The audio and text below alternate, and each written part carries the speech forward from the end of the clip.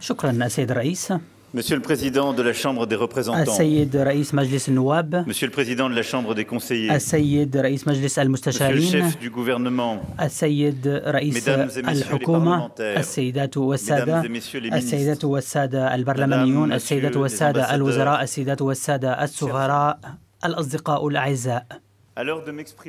في هذا الوقت الذي أتوجه فيه إليكم أدرك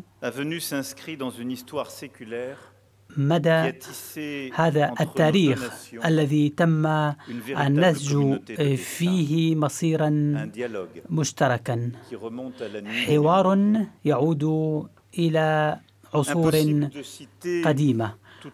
لا أستطيع هنا أن أتذكر كل السفراء الذين جالوا ضفتي المغرب منذ عصر النهضة، الاتفاقيات، الروايات على غرار القبطان، ذلك البحار المهم، وإدريس العمراوي الذي قدم للسلطان محمد الرابع نبأ الانتصار. وكان هناك أيضا السفراء بشأن التجارة وأمن البحر، ولكن كان هناك أيضا الفنانون، حيث الذين كانوا يتوجهون إلى المغرب بنظرة قوية: دولاكخوا، ماتيس، ماجوريل، وكل الفنانين والرسامين الرحالة الذين نظروا إلى المغرب باحترام وإعجاب. نعم، نحن ننتمي إلى هؤلاء، وهم الذين ينيرون ذاكرتنا المشتركة. نعم،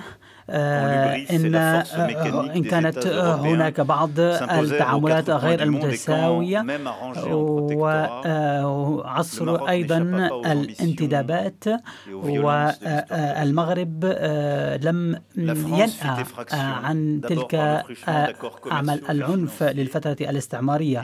وبعد ذلك كانت هناك اتفاقات واتفاقية فاس، وتم التأكيد على وجهة النظر، وكان آنذاك أيضا هناك رجال يسعون إلى احترام وأيضا حب هذه الإمبراطورية القديمة والعريقة.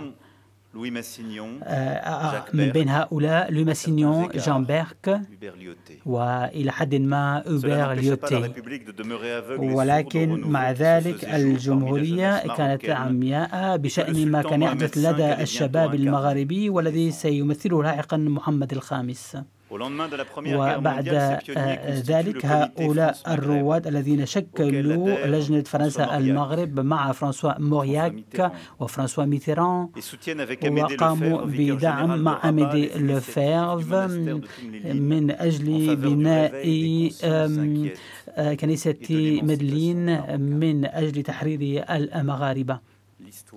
هذا هو التاريخ. التاريخ يستذكر أيضا شجاعة ماروك بريس أنطوان مازيل في عام 1954 من أجل إعادة السلطان الذي تم نفيه إلى مدغشقر، وكل هؤلاء الأحرار الذين سيمهدون الطريق نحو المستقبل. نعم، هؤلاء الأحرار مع جاك بيرك في إطار الوجدان الفرنسي في مركز جان فيدرين الذين سيقوم بوضع الأسس الأولى في هذا المجال. نعم، احتاج الأمر إلى مسؤولين أساسيين مع السلطان محمد الخامس قبل أن نعود إلى المنطق والعقلانية. وأن عام 1955 إعلان سان كلو بدأ عهد جديد. نعم، آنذاك المغرب وفرنسا أبعد عن شعبهما حرب السنوات العشر في الهند الصينية، وأيضا السنوات الطويلة للحرب الجزائرية، وبالتالي تم التأكيد على هذا التاريخ بين البلدين، وهذا سمح لفرنسا والمغرب تجاوز هذه الجراح التي تعود إلى الفترة الاستعمارية.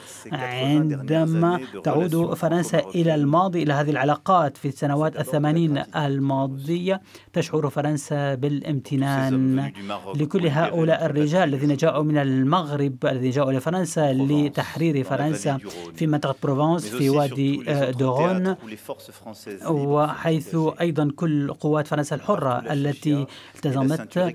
وفي كل مكان كانوا هؤلاء المواطنين بزيهم وبأسمائهم المختلفة دفعوا دماءهم من أجل حريتنا.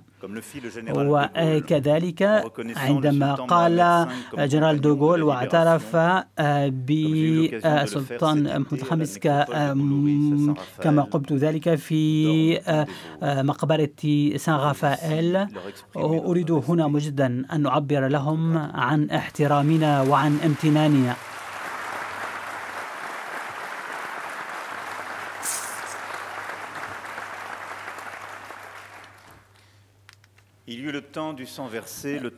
إذن تلك التضحيات وتلك الحروب، ولكن كانت هناك أيضا فترة لقوى الحية من أجل السلام، عشرات الآلاف من المغاربة الذين ساهموا بعد الحرب في بناء فرنسا وفي نشاطها الصناعي. عاصمتنا، مناطقنا، مدننا، مارسيليا، ليون وتولوز، لافغ ومونبلييه، ليل، ميس، غرونوبل ومدن أخرى، كلها شاهد على ذلك، كلها شاهدة على ذلك من خلال هذه الجاليات المغاربية التي تعيش فيها والتي تشارك في حيوية فرنسا في هذا القرن. نعم، الكثير من المنتخبين والرواد الأعمال والرياضيين من خلال أسمائهم وقيم الروحية، كل هؤلاء يمثلون ما قدمه المغرب لفرنسا حتى تصبح فرنسا على حالها اليوم. هنا في المغرب فرنسا بقيت منذ استقلالها الشريك الوفي لهذا المجتمع. أن الجالية الفرنسية الحاضرة هنا بكل تنوعها هي الأكثر عددا في أفريقيا. هناك أكثر من 44 مؤسسة في عدد كبير والآلاف من المغاربة، معظم من المغاربة عفوا. كل المؤسسات الموجودة في هذه البلاد تستضيف كل من يبحثون عن أفق لتعلم اللغة العربية، للذهاب إلى فرنسا للدراسة أو للتواصل مع الفنانين والنقاش. ونعم، وهنا أيضا أريد أن أؤكد أكثر من 5 مليون فرنسي يأتون كسياح إلى هذا البلد. نعم، في كل زمان وفي كل مكان عندما نتحدث عن فرنسا والمغرب علينا أن نرى بأن نحن أليفون، لسنا غرباء عن بعضنا البعض. ليس فقط لأن سنوات الأندلس كانت إسبانيا بلد تبادل مع ثقافتكم في إشبيلية والجنوب، كلها شهود على هذه الأعمال، ونحن نستذكر هنا في مخيلتنا كل ذلك. نعم، نرى كل هذه الأعمال التي هي تمثل هذا الحب الفرنسي المغاربي كانت موجودة في الأندلس، ليست أوروبا وليست مغاربية، هي مزيج في هذا البلد من المال والذهب. وأستذكر هنا مقولة أراغون، حيث هناك الأغاني والأهازيج والمدن، وحيث الرياح تحمل عطر والروائح الطيبة. نعم، فرنسا طلعت دائما بدور مهم كمعبر نحو أفريقيا ملموسة. نعم، وبالنسبة للقراء الفرنسيين للكتاب من أصول مغربية وفرنسية، بعضهم حاضر أستطيع أن أستذكر عبد اللطيف العابي، ليلى سليماني، طاهر بن جلون، والحائز على جوائز فرنسية مرموقة. نعم، هذا هو أثر الأدب الواقع المغربي المعقد الثري والمتناقض أحيانا، هو موضوع كبير. هذا ما قاله طاهر بن جلون، ويعطي أيضا هذه السرية لهذه هذه الحيوية المهمة. وفي هذا الوقت مع جلالة الملك محمد السادس قررنا كتابة كتاب جديد معا. أريد أن أتشاطر معكم يقيني بأن هذه العلاقات ستتعزز. وفي هذا المجال أريد أن أشكر جلالة الملك على كلماته القوية التي عبر عنها في 11 من تشرين الأول أكتوبر الماضي إزاء فرنسا في هذا المكان.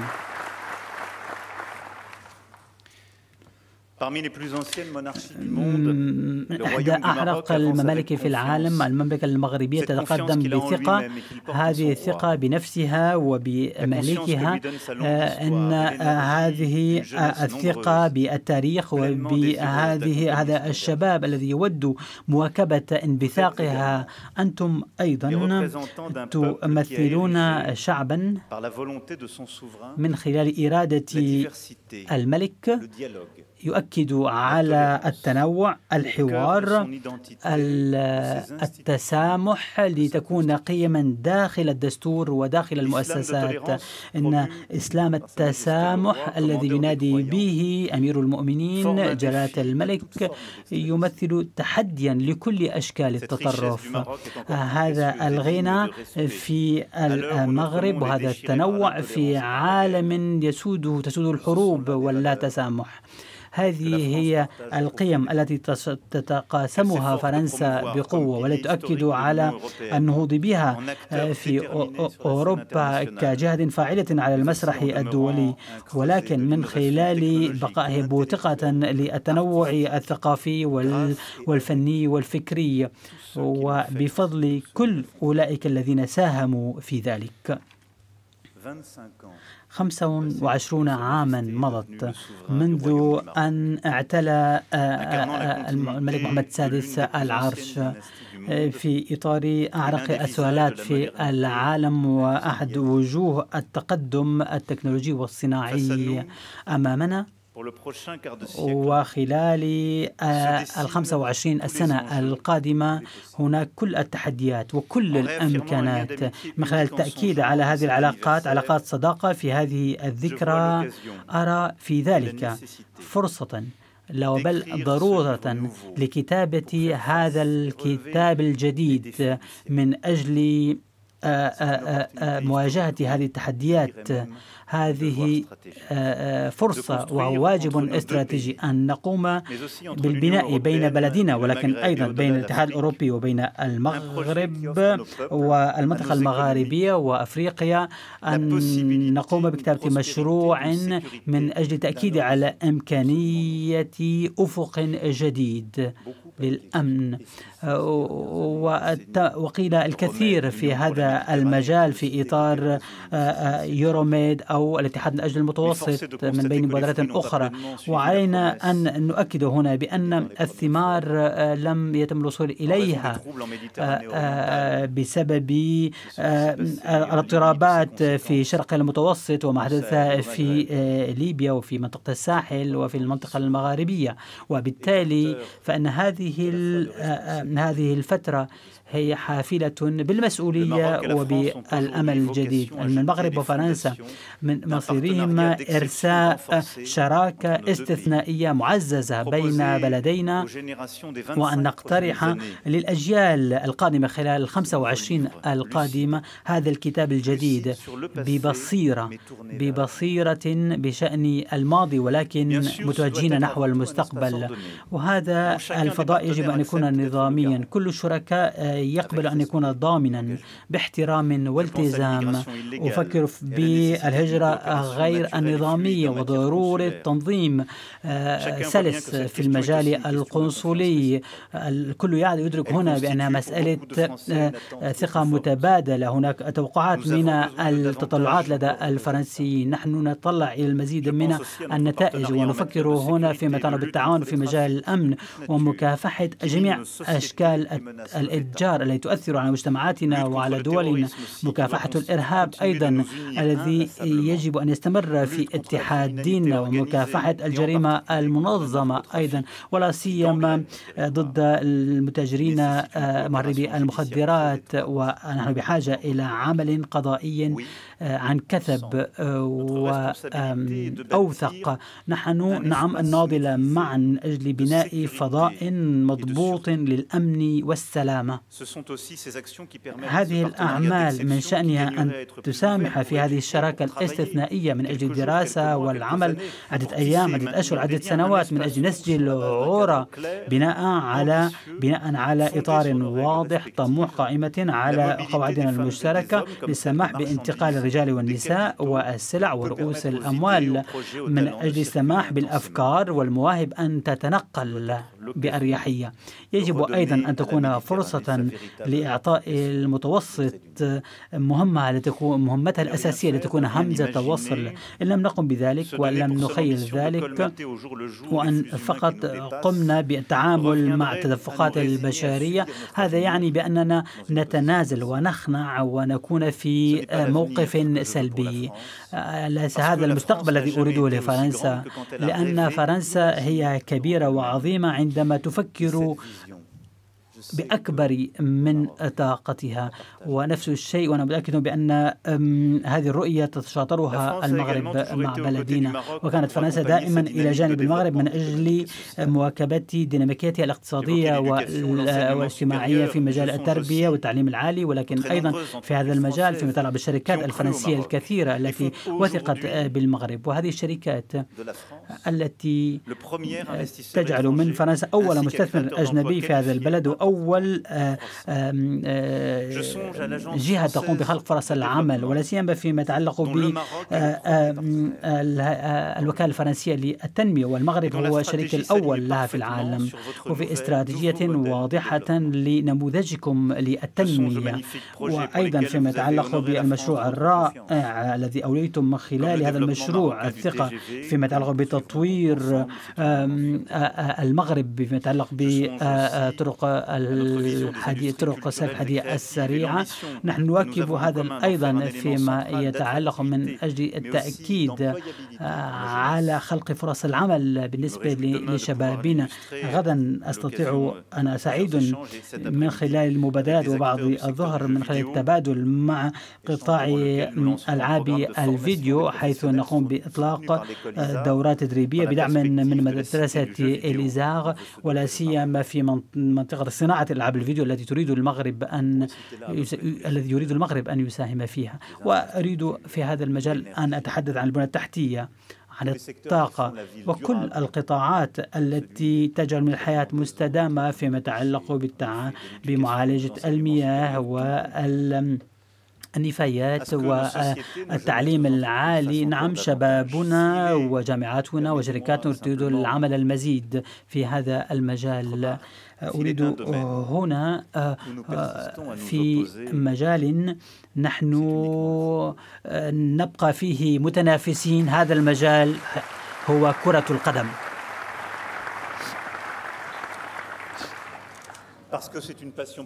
نعم، لأن كلنا نعشق كرة القدم. إن مباراة كرة القدم بين فرنسا والمغرب بعام 2022 تبقى دامغة في الذاكرة في عام 2022. نعم، أن لاعبيكم يشكلون ولعا لبطولتنا، وهي ربما تقوم بالتقارب بين أسهل من التقارب بين باريس سان جيرمان وفريق مارسيليا. وأتمنى بأن استضافة المغرب لكأس العالم نهاية كأس العالم عام 2030 أن تكون فترة للتقارب بيننا ولنشعر بكل هذه المشاعر الجياشة من جديد في هذا المجال. نعم، في كل هذه المجالات وفي المجالات الأخرى طموحاتنا واضحة، أن نطور معا شراكات استراتيجية من خلال التأكيد على التكنولوجيا والاقتصاد والفن ومجالات أخرى. نعم، من أجل أن نفعل الأفضل، ولكن أيضا أنا على قناعة بأن تعزيز مصيرنا في المجالات الأساسية من شأن ذلك أن يعزز تمسكنا بالمستقبل بين ضفتي المتوسط. تحديات هي كبيرة في تغير كبير في هذا المجال. كما تعرفون وكما أعرف، ليس هناك مستقبل لأطفالنا إن لم نستطع النجاح في الانتقال في مجال الطاقة ومكافحة الاحترار في باريس في عام 2015 وفي المغرب في مراكش من خلال استضافة مؤتمرات المتحدة للمناخ. بلدنا اطلع بدور أساسي وبارز على المسرح الدولي. إن هذا الالتزام الذي نستمر فيه، وأريد هنا أن أشيد بالعمل الصارم الذي تقوم به في مجال المياه والتكيف. أعتقد بأن القليل من البلدان الذين واجهوا هذا التحدي بكل هذه الحماسة وكل هذا الابتكار والاستراحة. إن طرق المياه وسياسات تحلية المياه في مدنكم من أجل مواجهة التحديات الزراعية وأيضا التحديات التي تواجهها المدن، وهذه التحديات ما تنفك تزداد. هذه المدن التي تستقبل الكثير من السكان والكثير من الشباب، إن الوصول إلى المياه ومياه الشرب ومياه السقاية هو أمر ضروري، والمغرب في هذا المجال يستطيع أن يعلم الكثير باقي أنحاء العالم. وبالتالي فإن الطرقات السريعة إذا جاز التعبير المائية من شأنها أن تساعدنا في هذا المجال من أجل السيادة. في مجال الطاقة المغرب لديه موارد فريدة في مجال السدود توليد الكهرباء المائية، وأيضا هناك الكثير من مزارع الطاقة الشمسية والهوائية. وبالتالي يمكن للمغرب أن يكون طرفا فاعلا لمصادر الطاقة المتجددة، سواء فيما يتعلق بالطاقة الخضراء. تستطيعون تخفيف غاز الكربون في صناعاتكم، وتستطيعوا أيضا أن تقدموا بصورة تكميلية من أجل تقديم وتزويد أوروبا بهذه الطاقة. أعتقد أيضا بأن مستقبل المتوسط يمكن أن يمر عبر هذا ممر الهيدروجين لتوليد الكهرباء الذي سيربط بين بلدينا. وهذه الطرقات الجديدة هي عبارة عن محاور أساسية للنمو في طرفي المتوسط. نعم، هذا مفتاح أساسي في مجال المنافسة، وإن اتفاقات التجارة الحرة من أجل بلدينا، وهناك فائدة للبلدين. وهذا الأمر سمح بجعل من المغرب منصة أساسية للصناعة الأوروبية والفرنسية في المرحلة الجديدة من العولمة التي نعيشها منذ فترة الجائحة. وفي الوقت نرى بعض السياسات غير التعاونية من بعض الأطراف والتي من شأنها أن تتعزز في المستقبل. وبالتالي فإن سلاسل القيم هي تشكل مسألة أساسية بالنسبة للتنافس. بالنسبة لفرنسا وبالنسبة لأوروبا، نحن نفكر بصورة مستدامة من أجل دمج سلاسل القيم بين أوروبا وأفريقيا. هذا مفتاح أساسي في هذه المناطق الجيوسياسية الكبيرة من أجل مكافحة التشتت التجاري، حيث بعض الأطراف قررت ذلك أصلاً. إذا أسس التعاون هذه يجب أن تكون واضحة، عقلانية، مستدامة وعادلة. بالنسبة للشركات الفرنسية، هذا يعني أن تعمل مع المغرب وفقا للمصلحة المتبادلة، آخذين بعين الاعتبار الخدمات والجوانب الصناعية. هذه المجالات الاستراتيجية ستكون في صميم اللقاءات الأعمال الفرنسية المغربية التي سأختتمها بعد ظهر اليوم. وأنا أعرب عن الافتتاح للمشروعات وأيضا للتوقيعات، بالإضافة التي وقعناها البارحة 21 اتفاقا من طرفي المتوسط. نحن على قناعة بأن رأس المال البشري سيكون الأمر الرئيسي لمواجهة كل التحديات، وبالتالي فإن مسائل التربية والتعليم العالي والتأهيل المهني هي أساس السياسات العمومية لبلدينا. إن المغرب وفرنسا تندرجان في هذا المكان في إطار فرانكوفونية حديثة، وهذا ما قمنا بالاحتفاء به في فيلا كوتري، وهذا أيضا فرصة لشبابنا. هناك أكثر من 220 مليون و500 مليون سيكون عدد الناطقين باللغة الفرنسية في عام 2050. نحن نواجه تحديا كبيرا. أولوياتنا هي أولويات الجهات الكبرى العالمية التي تريد أن تستغل وتهيمن على هذه الأسواق المواد الأولية، ولا يريدون تقديم أي هدايا لا للمغرب ولا أفريقيا ولا لفرنسا.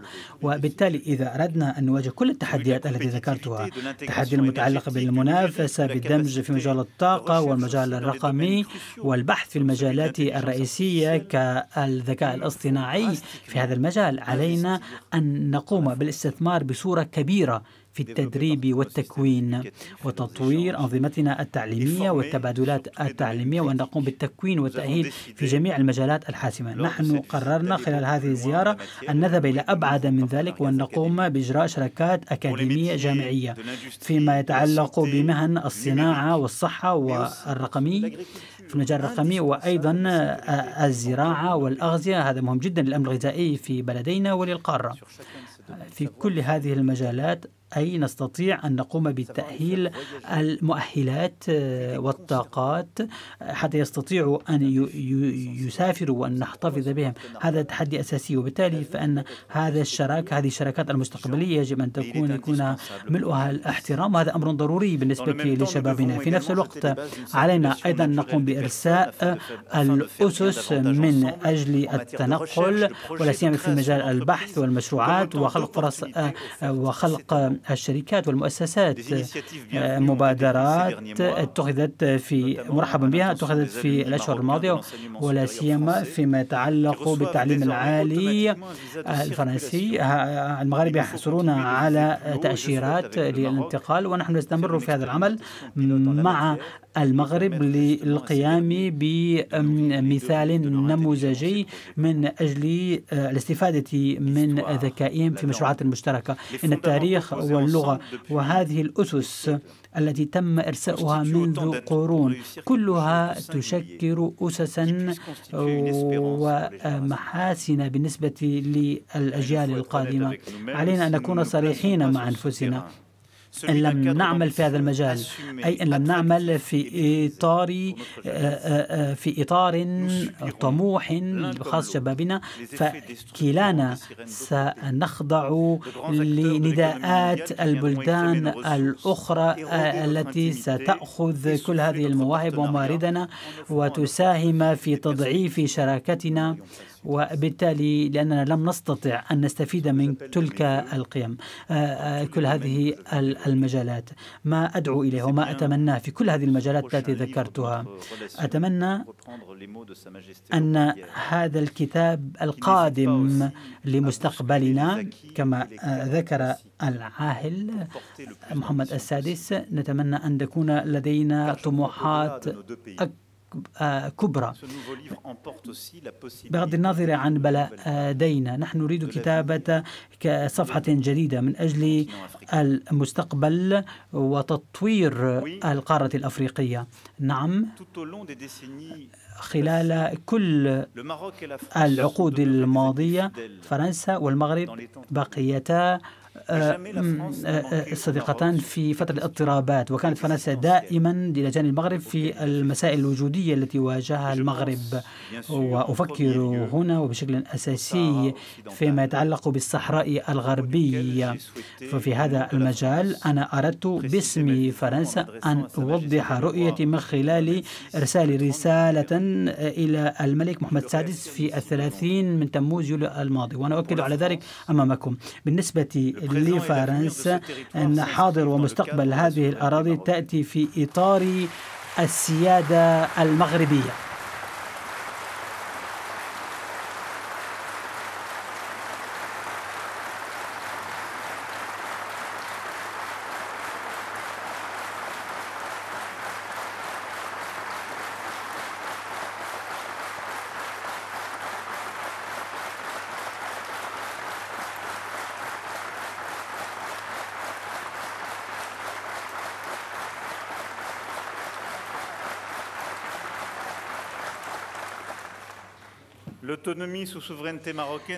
الحكم الذاتي تحت السيادة المغربية هو الإطار لحل هذه المسألة، وخطة الحكم الذاتي لعام 2016 هي الحل الوحيد لهذا النزاع وفقا لمفاوضات الأمم المتحدة. نعم، في إطار تاريخ احترام هذا الموقف هو الموقف الذي ستسعى فرنسا لتنفيذه، والتي ستقف فرنسا إلى جانب المغرب في المحافل الدولية.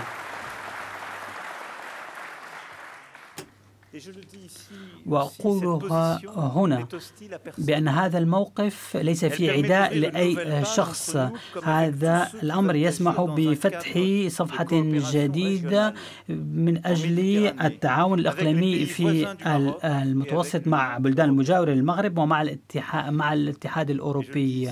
وأريد هنا بكثير من القوة المشغلون الفرنسيون والشركاء الفرنسيون سيواكبون تطوير هذه الأراضي من خلال الاستثمارات.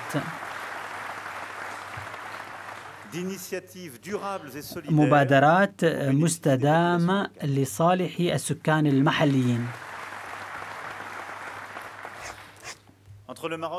بين المغرب وفرنسا إنه تاريخ بين أيدينا، تاريخ منفتح نحو أوروبا ومنفتح نحو أفريقيا. وأعتقد بأن هذه الرؤية تشاطرها الملك محمد السادس. إن الحوار بين القارتين من شأن أن يفتح طرق جديدة، ليس فقط الهروب والهجرة غير قانونية. وفي الاتحاد الأفريقي نريد أن نقول أن نؤكد بأن أفريقيا هي قارتي وهي منزلي كما قيل.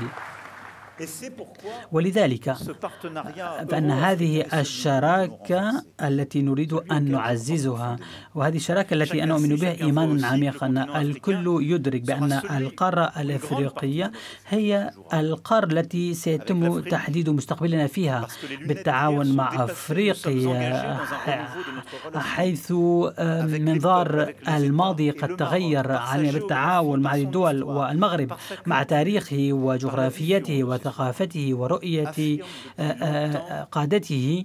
المغرب يؤكد على مصيره كهمزة وصل، كمنصة، كطريق فريد. إن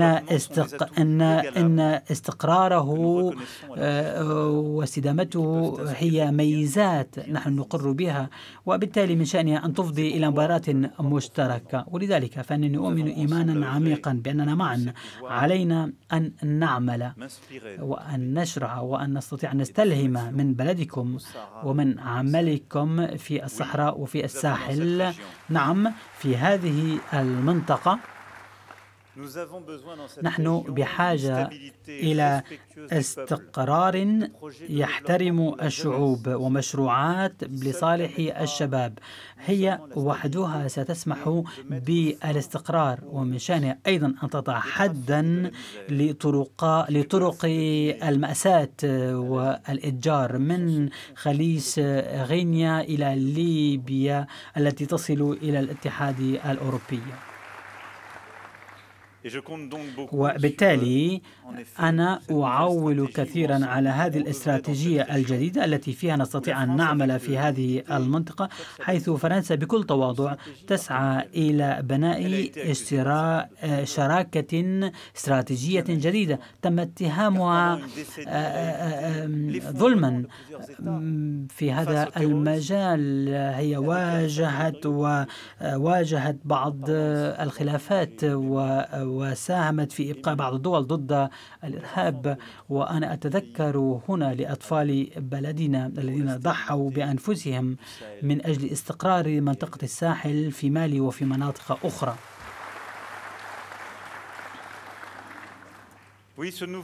نعم، هذه الشراكة الجديدة مع أفريقيا ومع هذا الجيل الجديد الذي نريد بناءه في الصحراء وأيضا في منطقة الساحل في مجال الزراعة والمشروع للطاقة والمجال الرقمي.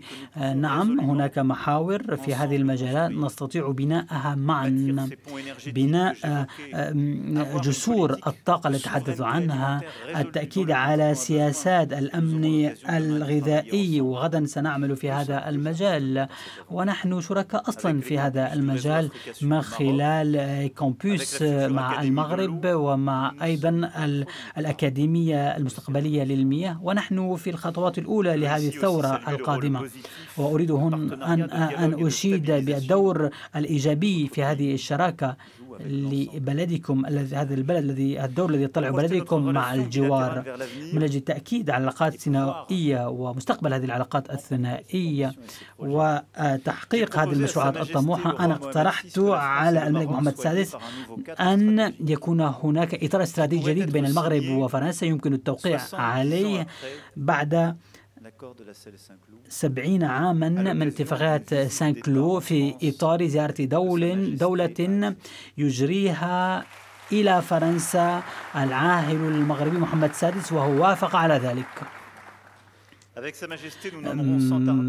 مع العاهل المغربي نريد أن يكون هناك لجنة مشتركة من أجل تقديم أفكار اعتبارا من الفصل الأول لعام 2025 لإيجاد الملامح الأولى، وبالتالي المغرب وفرنسا سيكونوا أول بلدان خارج الاتحاد الأوروبي. نحن ننخرط إلى هذا بهذه القوة في هذه المجالات، وبالتالي ستكون أيضا فرصة بأن هناك قيم مشتركة تجمع بيننا، وهذا الاتفاق من شأنه أن يقوم بحشد المؤسسات والشباب والمواهب من البلدين حتى تكون ضامنة لما نقوم بالتوقيع عليه. وهذا أمر أيضا سيسمح لنا بتسليط الضوء على تضامننا وأن نقوم بتوفيق أصواتنا على المسرح العالمي. وفي هذا المجال نحن نتوجه إلى شرق المتوسط، في هذه المنطقة من الشرق الأوسط التي هي غنية وقريبة بالنسبة لفرنسا والمغرب، واليوم هي تعيش في متاهة مع كل التداعيات المأساوية. في 7 من تشرين الأول أكتوبر عام 2023 شكل هجوما همجيا قامت به حماس ضد إسرائيل وضد شعبها، وإسرائيل لها الحق في الدفاع عن شعبها ضد هكذا تهديد. إن فرنسا فقدت 48 من أبنائها و2 من بين الرهائن المتبقين في غزة، ولكن ليس هناك أي شيء يبرر هذه الحصيلة في الأرواح البشرية في غزة ومن المدنيين. ولذلك يجب أن تكون هناك وقف لإطلاق النار في غزة. وإن فرنسا من فكت تطالب بذلك منذ شهر نوفمبر الأول الماضي من أجل تحرير الرهائن وحماية السكان والسماح أخيرا بوصول المساعدات الإنسانية إلى قطاع غزة. في لبنان أيضا يجب أن يكون هناك وقف إطلاق النار، وقف الأعمال العسكرية. نحن نعمل على ذلك منذ عدة أسابيع بالتعاون مع الشركاء الأمريكيين وآخرين، ولذلك وفقا لهذه الرؤية أنا دعوت إلى وقف الصادرات العسكرية إلى لبنان وإلى من أجل وقف الحرب في لبنان وغزة. وبالتالي إن فرنسا تدعم أن نسمح للشعب الإسرائيلي والفلسطيني واللبناني أن يحصلوا على آمالهم بالأمن والسلام، وأن يستطيع جميع النازحين العودة بأمان إلى منازلهم. أنفسهم. تعرفون التمسك التاريخي لفرنسا بحل الدولتين. علينا أن نقوم بإعادة إطلاق هذه المبادرة الرئيسية من أجل إدراج السلام في أجل طويل الأجل في المنطقة. أنتم تعرفون التزامنا الذي لا يتزعزع في مكافحة معاداة السامية في فرنسا وفي جميع أنحاء العالم. إن هذا الالتزام هو التزام لا يتزعزع، وأقول ذلك في إطار زيادة الأعمال المعادية للسامية. وأعرف أيضا بأن هذا العمل أيضا هو من إرث المملكة المغربية. نستطيع أن نعمل معا من أجل حماية التماسك المجتمعي والقيم التي نتمسك بها. في هذا التحدي المغرب من شأن أن يقدم الكثير. أريد هنا أيضا أن أشيد بعمل جلالة الملك محمد السادس، وهو أيضا رئيس لجنة القدس، وعلى التزامه الشخصي من أجل تقديم المساعدة الإنسانية السريعة للشعب الفلسطيني واللبناني الذين هم بأشد الحاجة إليها. وأحيي أيضا حشد جهوده وحشد جهود المغرب من أجل خفض التصعيد والعودة إلى الحوار وإطلاق عملية سياسية ذات مصداقية في هذه الفوضى الحالية، حيث هناك المتطرفون من كل طرف. المغرب يحمل صوتا قويا وفريدا. هذا يبدو لي طريق العدل. نعم، طريق عادل يذكرنا بالتزاماتنا وقيمنا المشتركة، ويدعون إلى الوصول وتقديم الأمل إلى هذه المنطقة وإلى هذه الشعوب التي لا تملكها اليوم. أنا أعرف بأنه في باريس وفي الرباط نحن نتشاطر الهم نفسه ونعمل في الاتجاه نفسه.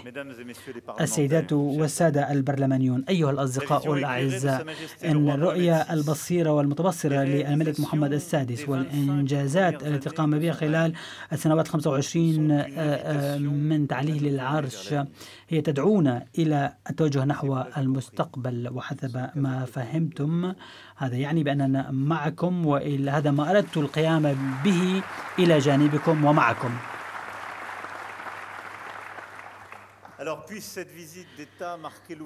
نتمنى أن تكون زيارة الدولة هذه أن نعمل من أجل كتابة هذا الكتاب الجديد، وتسمح لبلدينا بالتقدم بتصميم في هذا القرن غير اليقيني، من أجل التأكيد على صداقتنا. لعلنا نكون على مستوى هذا الطموح مستندين على تاريخنا وعلى شبابنا.